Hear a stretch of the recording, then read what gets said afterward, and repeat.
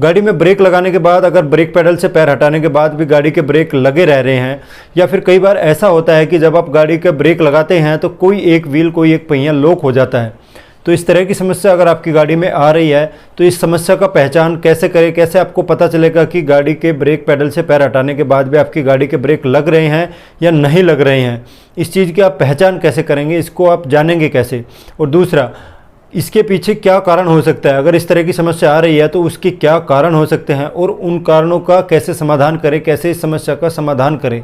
तो इन सब सवालों के जवाब आपको इस वीडियो में मिलने वाले हैं। तो स्वागत है आपका मेरे चैनल में, जिसका नाम है इंजीनियर खोपड़ी। तो आज की इस वीडियो में जिस तरह के ब्रेक के बारे में हम बात करेंगे वो सिर्फ ड्रम ब्रेक के बारे में आज हम बात करेंगे।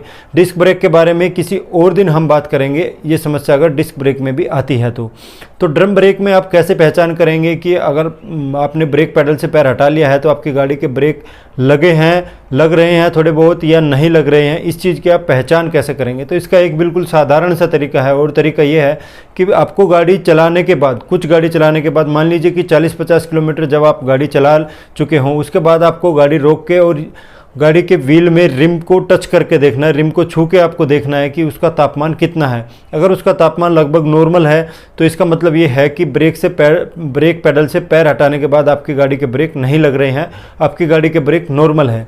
लेकिन अगर आपको रिम पे टच करने के बाद रिम आपको काफ़ी गर्म महसूस होता है, ज़्यादा गर्म महसूस होता है, तो इसका मतलब ये है कि आपकी गाड़ी के ब्रेक में कहीं ना कहीं दिक्कत है। वो चलते समय बार बार टच कर रहे हैं, बार बार हट रहे हैं, या फिर लगातार वो उसमें रगड़ के चल रहे हैं।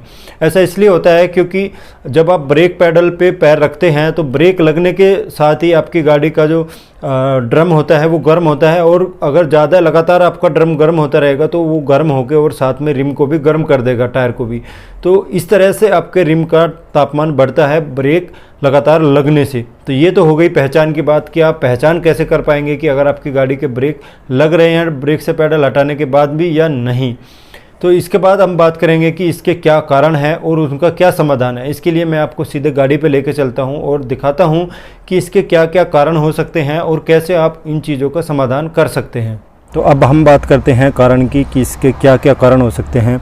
और जो ये कारण अप्लीकेबल है, ये सादी गाड़ी जो कह सकते हैं आप, जो कि एडवांस जिसमें बहुत सारे सेंसर या ABS है, उन सब के लिए उतना लागू नहीं होता है। नॉर्मल गाड़ी जो होती है जिनमें ड्रम ब्रेक होता है, पुरानी गाड़ी जो आती थी, उन सब के लिए ये ज़्यादा एप्लीकेबल है, क्योंकि आजकल की गाड़ियों में तो हर एक चीज़ को मॉनिटर किया जा रहा है कि कौन सा व्हील लॉक हो रहा है, तो उसी हिसाब से ABS कंट्रोल कर रहा है। तो नॉर्मल जो गाड़ी होती थी पहले वाली, जिनमें ज़्यादा सेंसर वेंसर नहीं होता था, उन सब के लिए ये चीज़ ज़्यादा एप्लीकेबल है। तो पहला जो इसका कारण होता है वो ये होता है कि ये जो आपका ड्रम के अंदर जो ये ब्रेक सिलेंडर होता है, तो ये ब्रेक सिलेंडर अगर आपका ख़राब है तब फिर ये रिटर्न आने में दिक्कत कर सकता है। तो इसका एक रीज़न तो यही होगा कि मास्टर सिलेंडर ख़राब है, तो इस सिलेंडर को बदलने के लिए यहाँ से 2 या 4 बोल्ट होंगे, उसको निकाल के और इसको आप आराम से चेंज कर सकते हैं। पहला तो इसका कारण और समाधान ये हो गया।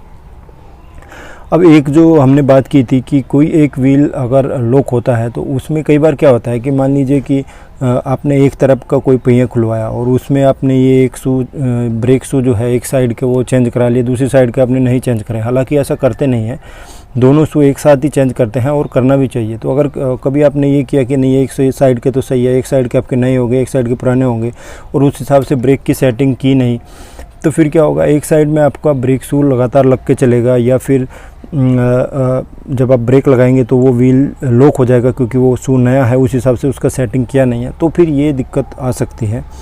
तो जब भी आप ब्रेक शू चेंज कराएं तो आपको सारे एक साथ चेंज कराने चाहिए, यही इसका रूल है और ऐसा ही करना चाहिए। तो ये इसका दूसरा कारण हो गया। तीसरा कारण इसका ये होता है, हालांकि ये कारण बहुत इंपॉर्टेंट है लेकिन इस पे ध्यान कम दिया जाता है। तो देखिए, जब आप ब्रेक लगाते हैं तो ब्रेक बाहर आने के लिए तो यहाँ से ये सिलेंडर में जो ब्रेक फ्लूइड का जो ब्रेक ऑयल का प्रेशर होता है वो इसको बाहर को धकेलता है, ऐसे अभी मैं आपको दिखाऊंगा अभी।